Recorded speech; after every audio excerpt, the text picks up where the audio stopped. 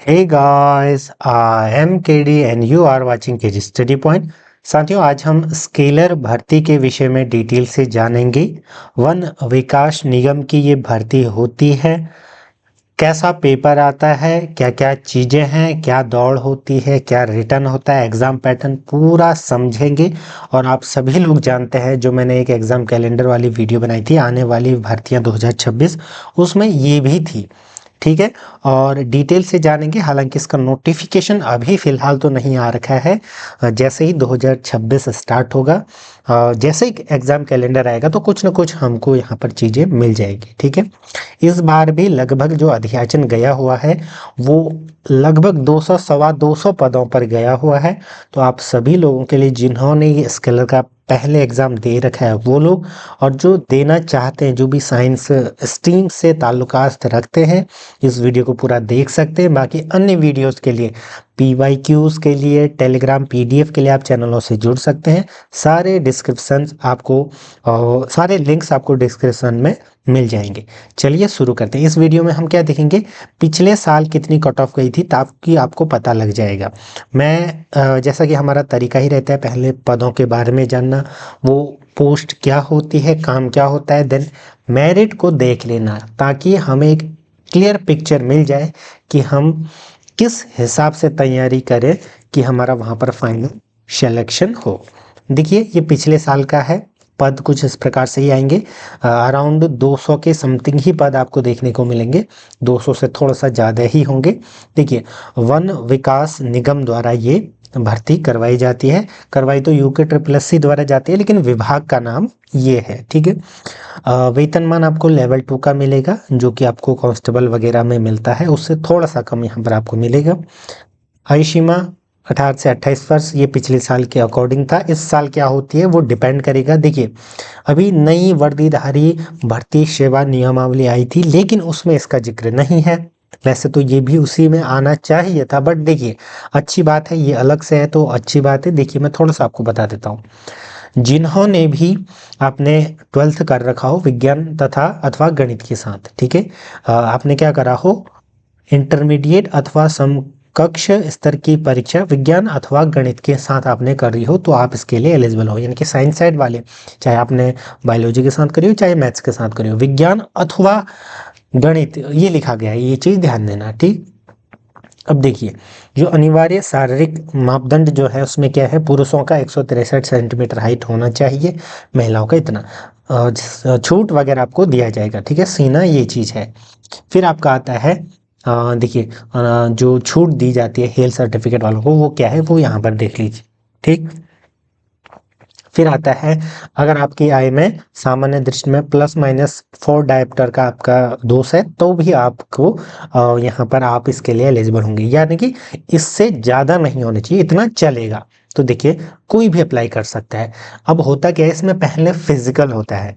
ठीक है, मेरिट बहुत ही कम गई थी, इसका कारण यही है कि पहले फिजिकल होता है। ठीक है, मैं आपको बता दूंगा, हालांकि पिछले साल पेपर भी टफ आया था।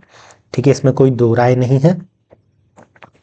पुरुषों के मामले में क्या होगा, 25 किलोमीटर आपको दौड़ना पड़ता है अधिकतम 4 घंटे में। यानी कि 4 घंटे में 25 किलोमीटर दौड़ना पड़ता है, जो कि बेहद आसान होता है। आपको थोड़ा सा दौड़ना है एंड देन फिर पैदल चलना है, क्योंकि 4 घंटे में 25 किलोमीटर ये हो जाता है। इसमें एक भी बाहर नहीं होता है। ठीक है, ये चीज़ आप ध्यान में रखना।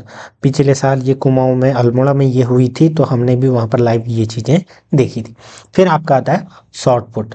शॉर्ट पुट आपका जो पुरुष के लिए मैं बता रहा हूँ, 7.275 किलोग्राम का रहेगा।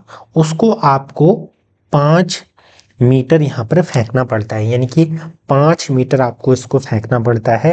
किस तरीके से, आप चैनल पर जाना, शायद वीडियोस मैंने अपलोड कर रखी हैं। ठीक है, तो किस तरीके से होता है, scalar physical KD Study Point search करोगे आपको पता लग जाएगा।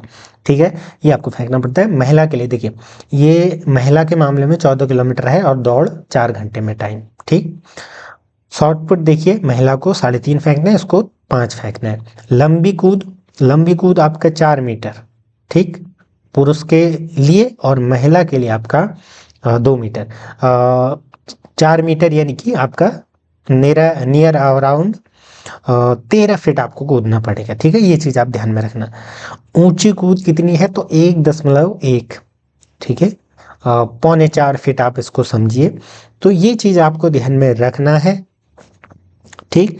तो इतना आपको यहाँ पर क्या रहेगा, ये जो शारीरिक दक्षता परीक्षा रहेगी ये चीज रहेगी, ये सिर्फ पासिंग इन नेचर है, मेरिट से कोई लेना देना नहीं है, ठीक है।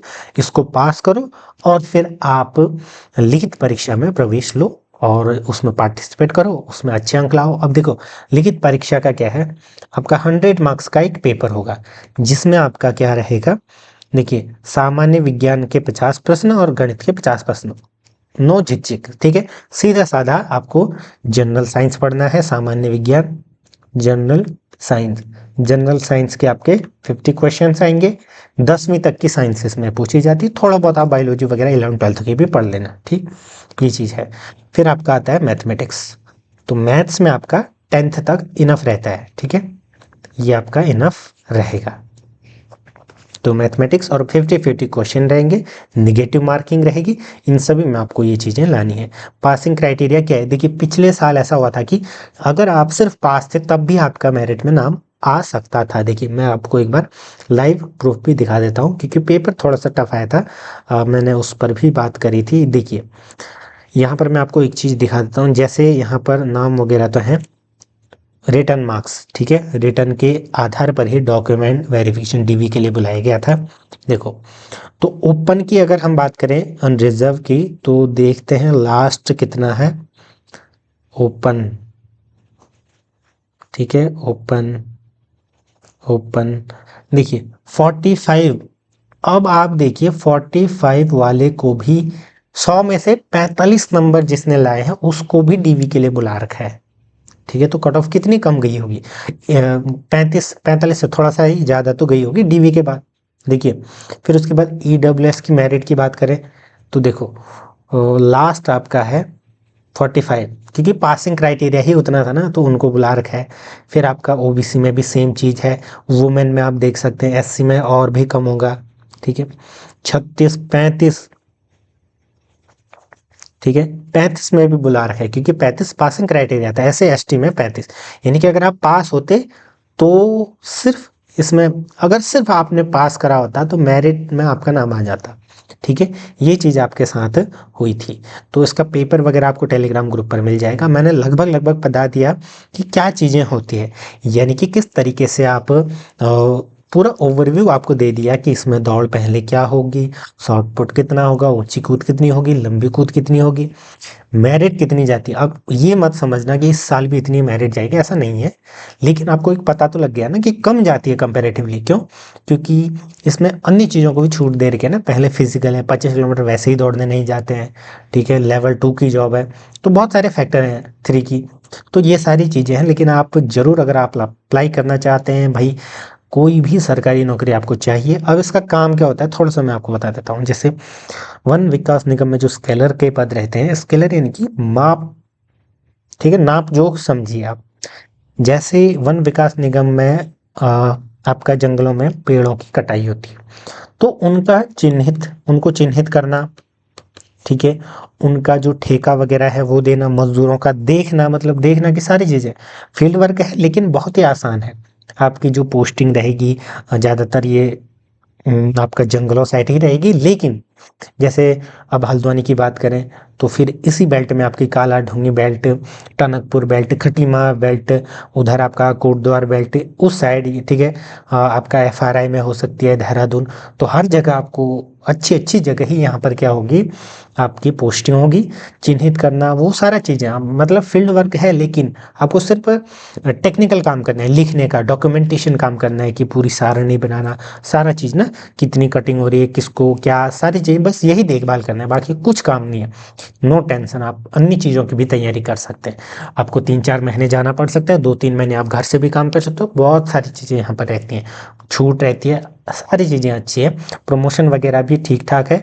तो अगर आप चाहते हैं इसके बारे में डिटेल वीडियो, तो चैनल से जुड़े रहें, मैं आपको प्रोवाइड करवा दूंगा कि सिर्फ और सिर्फ जॉब प्रोफाइल काम पर ही बेस्ड, मैंने लगभग एक ओवरव्यू आपको दे दिया कि क्या क्या चीज़ें हैं। आप फ़र्क समझ गए होंगे ना, फॉरेस्ट गार्ड और इनमें क्या फ़र्क है, ठीक है। इनका बस मेन काम है डॉक्यूमेंटेशन का, मतलब रिकॉर्ड्स को तैयार रखना, सारी चीज़ें अच्छे से रखना, ठीक है। ये चीज़ ध्यान रखिएगा, जुड़े रहें। धन्यवाद।